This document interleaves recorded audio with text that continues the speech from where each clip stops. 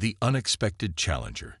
The void of space stretched endless and cold around the HSS, defiant as it held position at the outer boundary of the Sol system. Captain Ilara Voss stood on the bridge, her dark eyes fixed on the main view screen where distant stars glittered against the black canvas like diamonds scattered across velvet. "Status report," she commanded, her voice calm despite the tension that had settled over the bridge crew. Lieutenant Commander Jackson looked up from his console. "Long-range sensors are detecting multiple warp signatures approaching from the Cygnus direction, Captain. Configuration matches Xanthari vessels.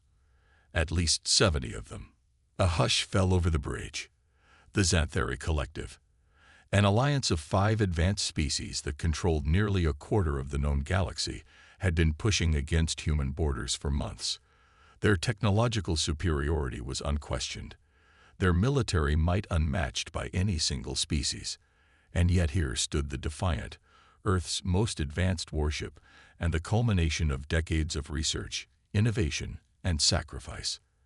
A single vessel tasked with defending humanity's home system against an armada. "Time to intercept?" Voss asked, unconsciously straightening her midnight blue uniform. 4 hours, 17 minutes at current velocity, replied Lieutenant Sato from the tactical station. Voss nodded. "Initiate Protocol Omega. Send encrypted burst transmission to Earth Command with our current status and sensor data." "Protocol Omega, Captain." First Officer Wei Chen moved closer, keeping his voice low. "That's never been field-tested outside of simulations." "Then today we make history, Commander," Voss replied, a slight smile touching her lips. "One way or another." Throughout the ship, crew members moved with practiced efficiency, though fear lingered in their eyes. Most had families back on Earth, children, parents, loved ones who had no idea that humanity's future was being decided 2.8 billion kilometers from home. In engineering, Chief Engineer Dr. Amara Okafer's hands flew across holographic interfaces as she diverted power to the experimental systems that made the Defiant unique. The ship's quantum core hummed with increasing intensity, its blue-white glow pulsing like a heartbeat. "The core is stable at 87% capacity," she reported through the comms system. "But we've never pushed it beyond 65% in tests. I can't guarantee what happens if we hit full capacity." "Understood, Doctor," Voss replied. "Be ready to push it to the limit." The captain opened a shipwide channel. "All hands, this is Captain Voss. By now, you know what we're facing. The Xanthari Collective has chosen to test Earth's resolve, and they've chosen us as their measuring stick." She paused, watching as the tactical display showed the approaching fleet, a swarm of red markers inexorably advancing toward the single blue dot that represented the Defiant. "They've analyzed our public technology, studied our known capabilities, and calculated their overwhelming advantage," Voss continued, her voice hardening. "What they don't know is what humanity does best: innovate, adapt, and overcome impossible odds. Today we show them exactly what they fail to account for." Deep within the ship's central core, systems that had never been revealed to the galactic community began powering up. Technology reverse-engineered from the ancient progenitor ruins discovered beneath Europa's ice a decade earlier. In her lab, Dr. Sanjay Mehta reviewed complex quantum equations that underpinned the Defiant's most classified systems. As the ship's chief physicist, she had helped develop the theoretical framework that might be humanity's only hope. "The probability models are still inconclusive," she muttered to her assistant. "Too many variables." The ship's lighting shifted to combat status, bathing corridors, and workstations in a soft amber glow. In the weapons bay, technicians loaded experimental ordnance into launch tubes, while engineers made final calibrations on defense systems unlike anything ever deployed by Earth forces.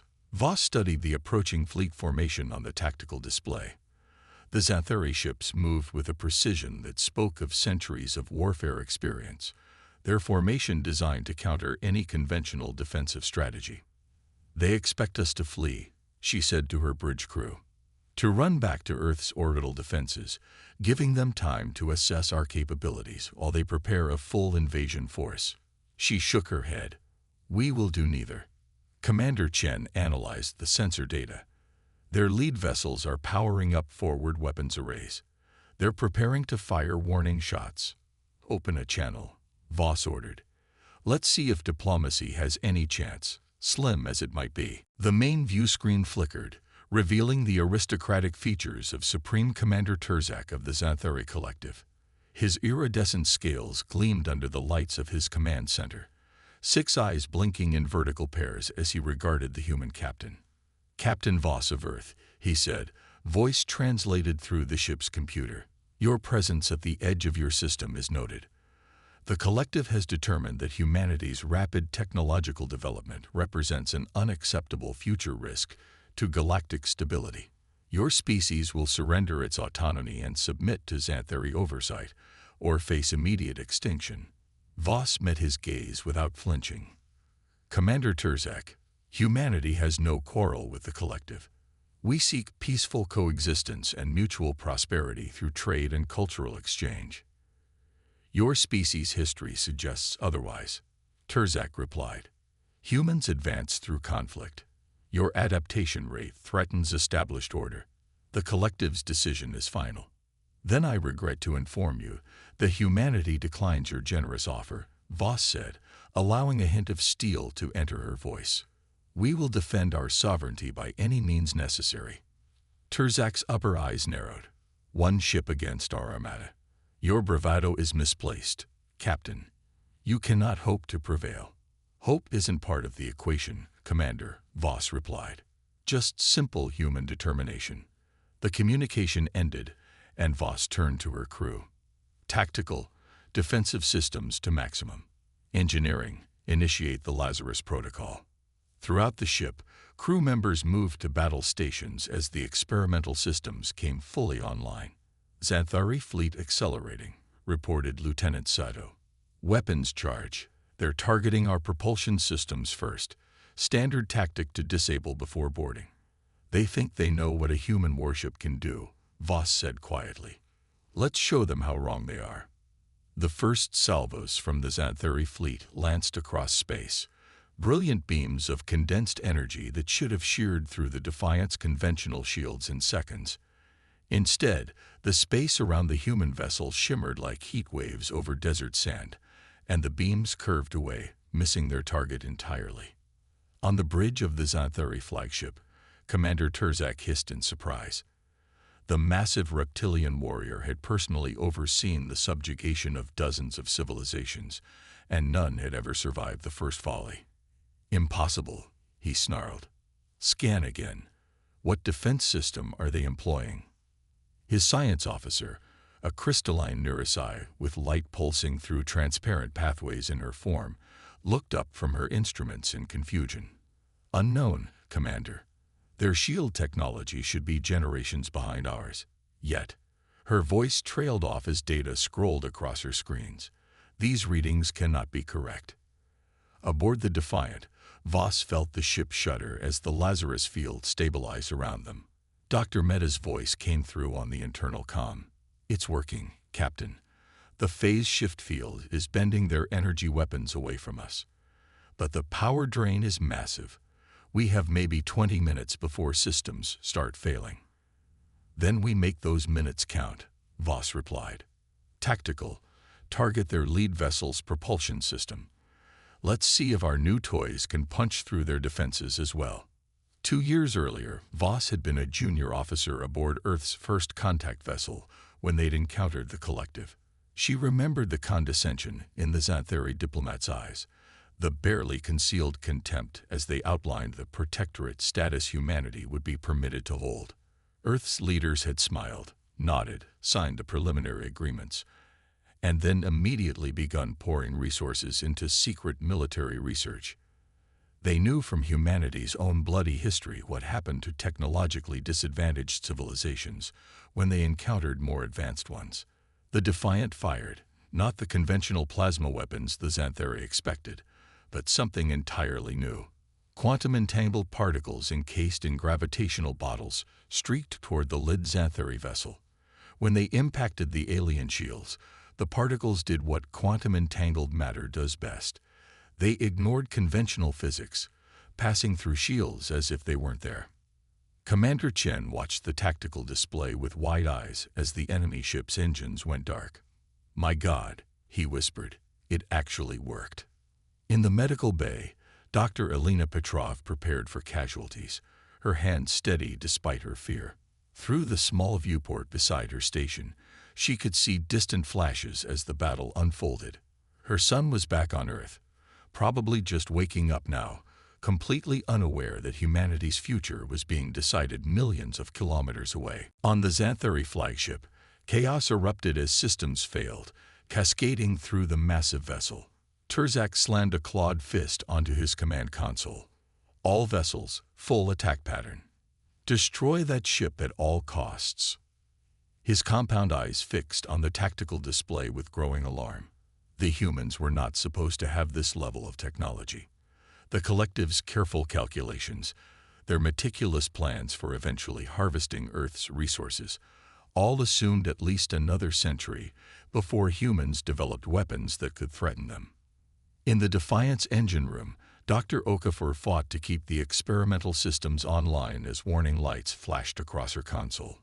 "Quantum core at 78% capacity," she reported. "If it goes beyond 90%, I can't guarantee containment." Voss listened to the reports flooding in, her mind racing through options. The quantum-entangled particles had surprised the Xanthari, but they were already adapting, adjusting their shield frequencies. The element of surprise wouldn't last much longer. "Navigation," she called out. "Plot a course toward the asteroid field at the system boundary. We need to change the battlefield to something that favors us." As the Defiant surged forward, accelerating toward the massive field of tumbling rocks and ice, the Xanthari fleet followed in pursuit. Predators chasing what they believed was wounded prey. They didn't realize they were being led into a trap. Voss touched the small silver Earth emblem on her uniform collar, a habit she'd developed in moments of stress. Somewhere behind them, humanity continued its existence, blissfully unaware of the battle that would determine their future. She intended to keep it that way. "All hands," she announced shipwide, "prepare for asteroid field insertion. And remember, we're not just fighting for our lives today. We're fighting for our entire species."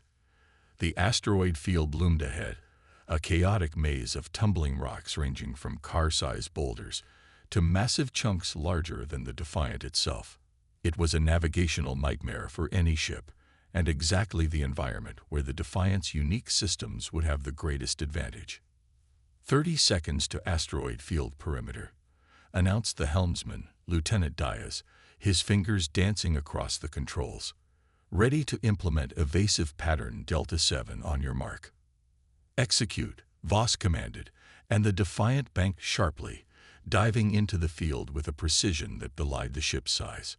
Behind them, the Xanthari fleet hesitated at the field's edge. Asteroid fields were dangerous enough with a single ship. For a fleet, they were potential disaster zones where carefully maintained formations became impossible to preserve. "They're splitting their forces," reported Commander Chen, watching the tactical display.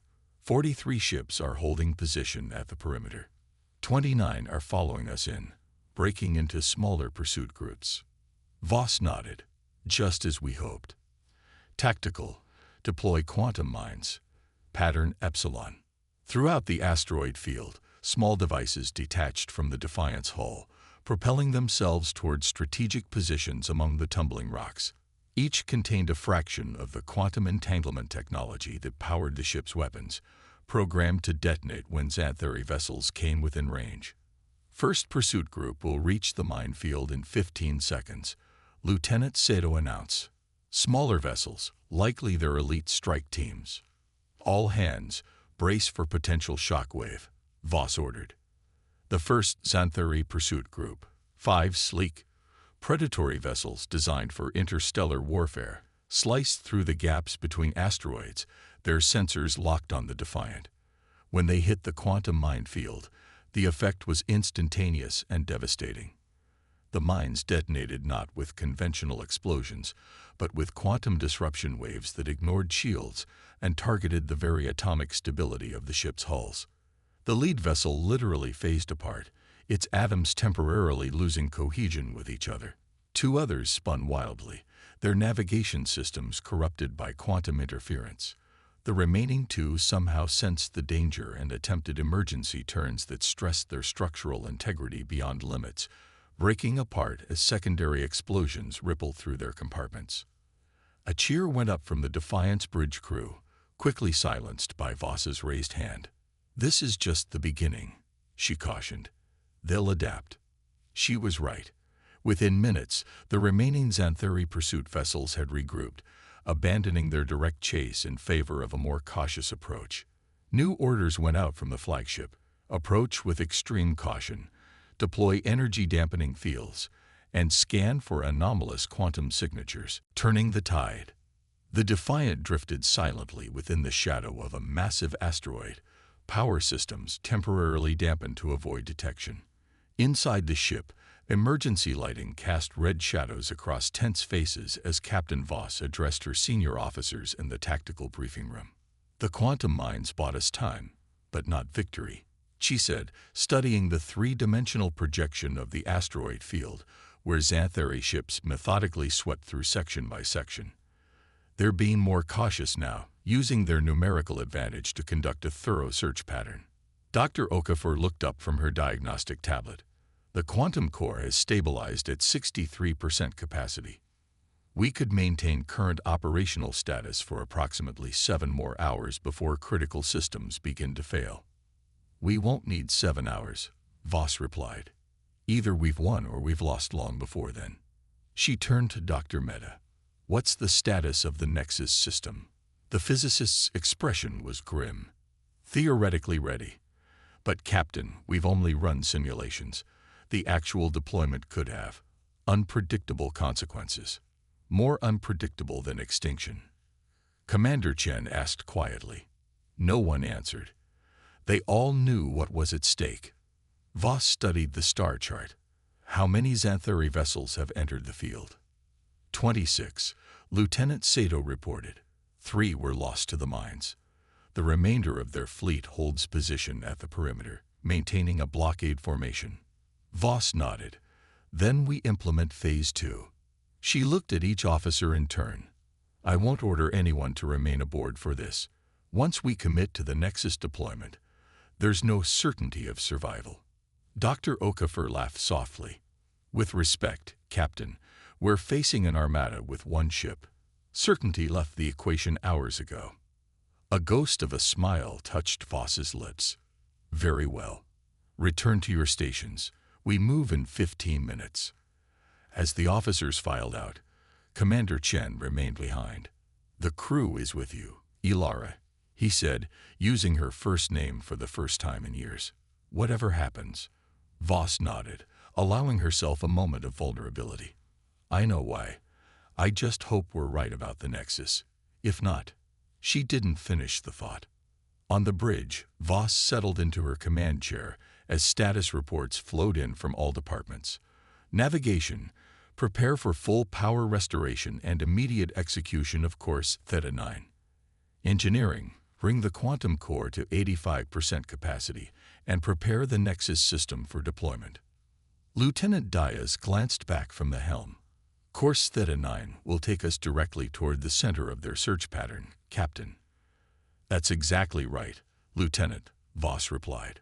"Sometimes the best place to hide is right where they expect to find you." "All systems ready, Captain," reported Commander Chen from his station. "Quantum core stable at 85% and rising." Voss took a deep breath. "Execute." The Defiant surged from its hiding place, power signatures flaring as it accelerated through the asteroid field at speeds that would have been suicidal for any conventional vessel. But the ship's quantum-enhanced sensors and reaction systems allowed it to navigate the chaotic environment with preternatural precision, weaving between massive rocks that tumbled and spun in the zero-gravity environment. Aboard the Xanthari flagship, Supreme Commander Terzak received the alert with predatory satisfaction. "They've made a mistake," he hissed to his officers. "Their power signature is unmistakable. All pursuit vessels, converge on these coordinates. Flagship group will approach from Vector 3 to cut off their escape." His tactical officer, a towering Vicarian with armor-plated skin, looked up from his console. "Commander, the human vessel is heading directly toward the densest part of the asteroid field. No ship could navigate that safely at their current velocity." "Then they will destroy themselves and save us the trouble," Terzak replied. "But take no chances.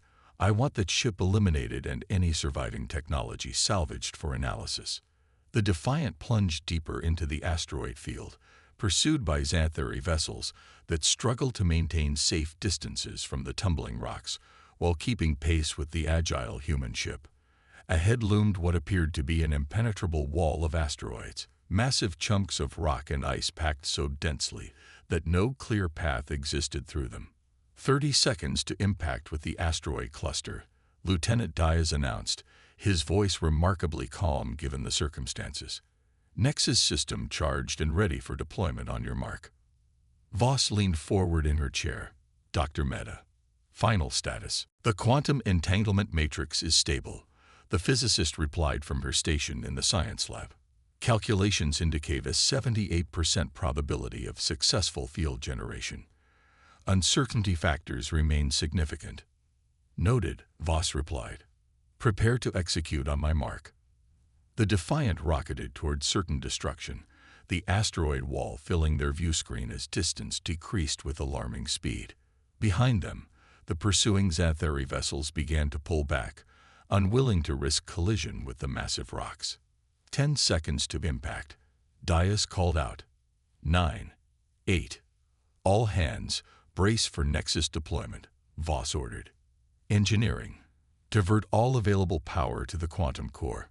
Core at maximum safe capacity," Dr. Okafor reported from engineering. "Ready on your mark. 3, 2, 1. Deploy Nexus," Voss commanded. For a fraction of a second, nothing seemed to happen. Then reality itself appeared to stutter around the Defiant. The quantum core surged beyond design parameters, channeling energy through systems that manipulated the very fabric of space-time. A sphere of distortion expanded outward from the ship, engulfing the nearest asteroids. What happened next defied conventional physics. The asteroids didn't move aside. They simply ceased to exist in the same spatial dimension as the Defiant, allowing the ship to pass through the seemingly solid wall, as if through a hologram. On the bridge, crew members stared in awe as massive rocks passed through and around them, temporarily existing in a separate phase of reality. The sensation was disorienting, like watching the world through a pane of rippling glass. "Nexus field stable," reported Dr. Mehta, her voice filled with wonder. "We've achieved quantum phase separation. The asteroids exist in a parallel dimensional state relative to our position." Behind them, the pursuing Xanthari vessels pulled up sharply, unable to follow. Their sensors showed the impossible. A solid ship passing through solid matter like a ghost through a wall. Supreme Commander Terzak watched in stunned silence as the tactical display showed the human vessel penetrating the impenetrable asteroid cluster. "How is this possible?" he demanded, rage and fear mixing in his voice. "No known technology can achieve matter phase transition on that scale." His science officer's crystalline form pulsed with agitation. "They must have discovered precursor technology," she said. "The ancient species theorized to have visited this galaxy millions of years ago. We found fragments of their artifacts, but nothing functional. And these humans have weaponized it," Terzak hissed. "The collective must be informed immediately." He turned to his communications officer. "Send priority message to the Collective Council. The human threat is far greater than anticipated. Request immediate deployment of the entire 7th Fleet." The Defiant emerged from the asteroid wall into a relatively clear pocket within the field, a natural chamber perhaps 5 kilometers across, surrounded on all sides by dense rock formations. As the Nexus field collapsed, Dr. Okafor's voice came through the comm system. "Captain, the quantum core is overheating. We've suffered damage to the containment systems. I estimate 10 minutes before critical failure." "Understood," Voss replied. "Hold position here. Tactical, deploy remaining quantum mines at the entry points to this chamber." Lieutenant Sato worked quickly, programming the deployment pattern. "Mines in position, Captain. But they won't stop all of them if they come in force." "They won't need to," Voss replied. "Navigation, transmit coordinates to Earth Command. Encryption level Omega. Mark our position for the jump." Commander Chen looked up sharply. "Captain, are you suggesting?" "I am," Voss cut him off. "If we're going to die here, we're taking as many of them with us as possible, and ensuring Earth knows exactly what they're facing." Outside the chamber, Xanthari vessels regrouped, scanning the asteroid formation for any sign of the human ship. Their caution had turned to determination. Whatever the cost, the human vessel could not be allowed to escape with its technology intact.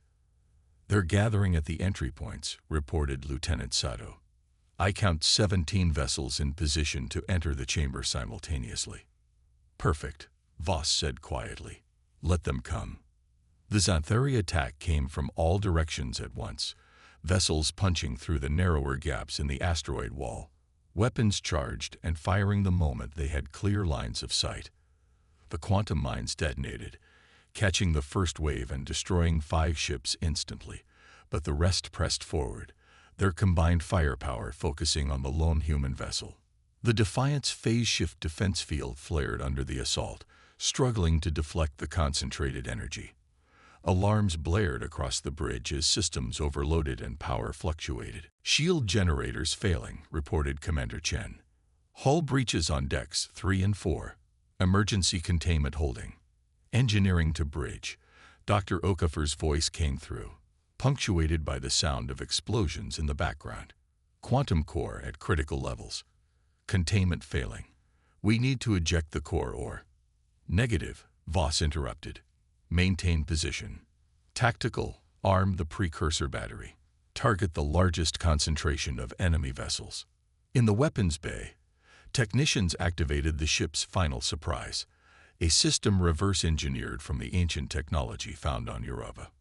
Unlike the Nexus system, which manipulated spacetime, the precursor battery was purely offensive, a weapon that targeted the quantum probability field surrounding all matter.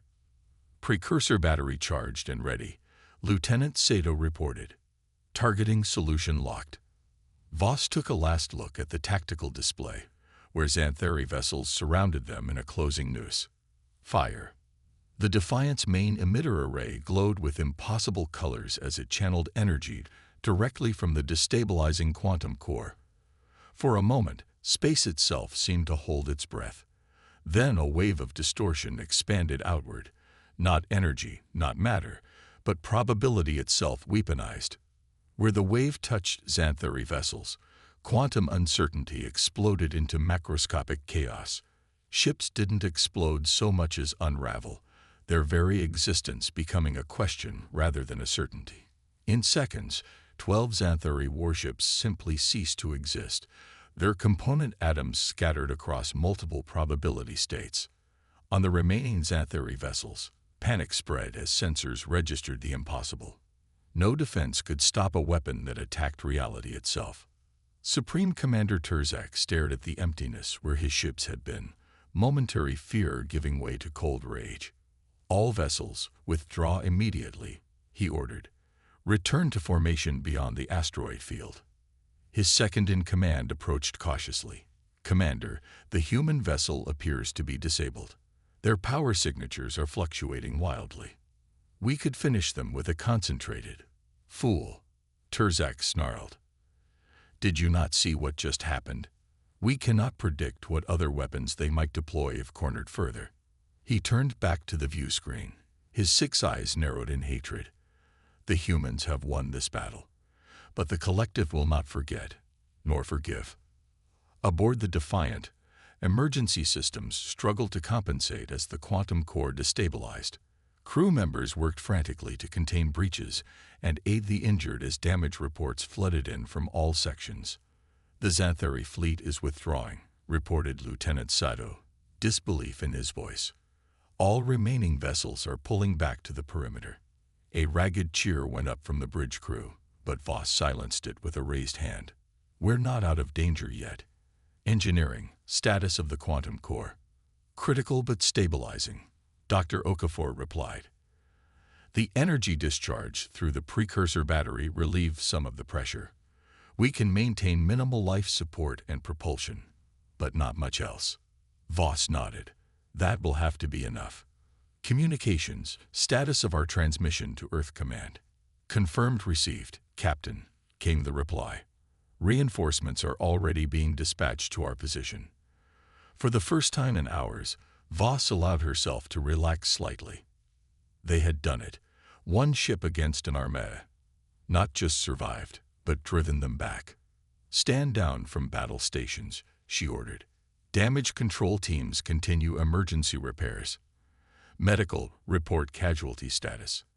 As the reports came in, 14 dead, 27 injured, but the majority of the crew intact, Voss turned to Commander Chen. "It appears humanity has just announced its presence to the galaxy in a way no one expected," she said quietly. Chen nodded. "They'll be back, and in greater numbers." "Yes," Voss agreed. "But next time, they'll know what humans are capable of. And so will we." As the Defiant limped away from the asteroid field, the quantum core finally stabilized at minimal output levels. Emergency repairs continued throughout the damaged vessel as crew members began to process what they had accomplished. Far behind them, the Xanthari fleet maintained position at the edge of the Sol system, unwilling to retreat completely but equally unwilling to re-engage. Supreme Commander Terzak composed his report to the Collective Council, struggling to explain how one human vessel had decimated nearly a third of his fleet. On Earth, scientists and military leaders reviewed the data transmitted by the Defiant, already planning how to implement the battle-tested technologies on a larger scale. Humanity had been given a glimpse of what awaited them among the stars, both the dangers and the opportunities. Captain Voss stood in the Defiant's observation lounge, watching as Earth grew from a distant blue dot to the beautiful blue-white marble of home. Despite their victory, she knew this was just the beginning of humanity's greatest challenge. "We've bought time," she murmured to herself. "Now we need to use it wisely." Behind her, stars glittered in the vastness of space, a frontier now proven to be more dangerous and more magnificent than humanity had ever imagined. And in the distance, the lights of Earth's orbital stations burned like beacons of hope in the darkness.